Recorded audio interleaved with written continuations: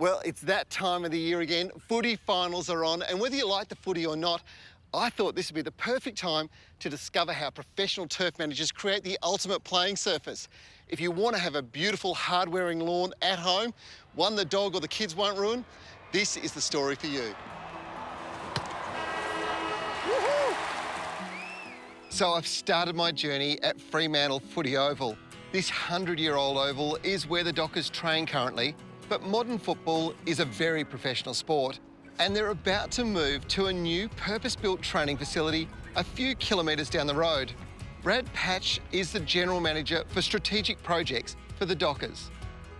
Brad, tell us about your role here at the Dockers. I mean, footy's become an incredibly professional thing now. It's all about the organisation, isn't it? Yeah. So I'm the General Manager of Strategic Projects with the club, which is probably quite a unique role for a footy club, and that have someone that's dedicated to developing particularly big, large projects, and we're lucky enough to have probably arguably the two biggest ones in Australia at the moment, in that the Perth Stadium, as it's now known, on the Burswood Peninsula, which is a $1 billion plus piece of infrastructure that Fremantle will call its home in 2018, and the new Coburn facility, our new elite training and admin facility we call it, integrated with the community, which is a $109 million project at Coburn. So obviously the club made the decision that strategically these projects were very important to drive them forward, and I was lucky enough to be offered the opportunity to take them forward, and it's been fantastic thus far. Fantastic. Now tell me a little bit about the Coburn facility, because it's unique, it's state-of-the-art, isn't it?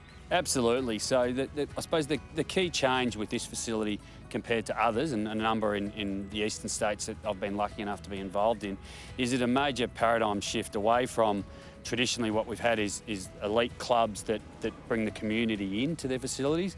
What we're looking at is a major community facility or a regional community facility, as opposed to one that would traditionally just service one municipality.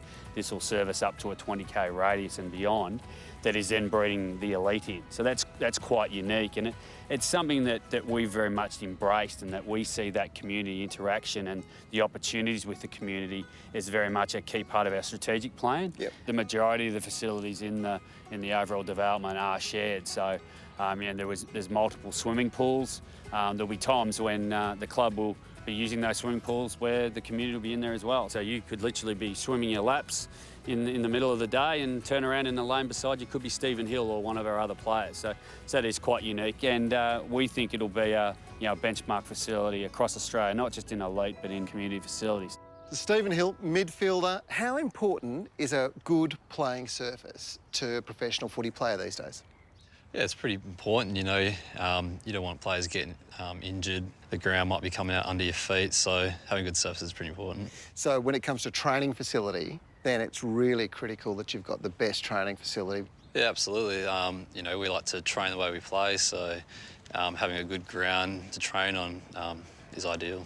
So this new facility that's being set up now, this is something to really look forward to as far as a professional footy player goes.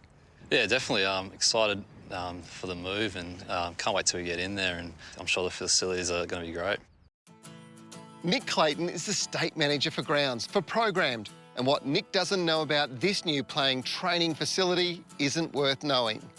Well, Nick, it's a unique opportunity to see something at the very beginning of construction. Now, normally when I'm recommending to people about setting up a lawn, I wouldn't be suggesting going straight into sand. You can't be going into this sand, can you? No, Trev, this is actually our finished subsoil base. We actually have to come up another 350 mil on top of that with two different layers of material. OK, what are they? We start off with 100 mil of gravel, and it's very specially sized gravel. And from there, we build a layer of topsoil on the top of that, which has been treated with a 10% mix of cocoa peat.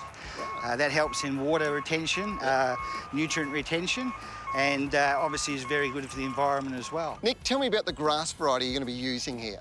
We recommend the wintergreen couch grass that's grown here locally in WA. However, in the winter season, when predominantly most of the play is, the surface is oversown with a cool season ryegrass. When will the boys be able to actually play on this surface? What sort of time frame are we talking about? It'll be suitable for play, training probably around April if we have a good growing season and the horticultural gods are nice to us, Trev. Wow. Okay, I've got to admit it, I'm a bit of a Dockers fan, but the lessons being learned here in laying this brand new training facility out are things that we can all use at home. Preparing your soil, making sure, one, it's free draining by putting that gravel base in, and then over the top, improved soil. Make sure it's sandy, but using something like cocoa peat that's available to home gardeners really does help with moisture and nutrient retention. And of course, your grass variety, well, it's up to you. I've got to say, I think wintergreen is a great grass and it does grow in most states in Australia. So take those on, and by the way, go to Dockers.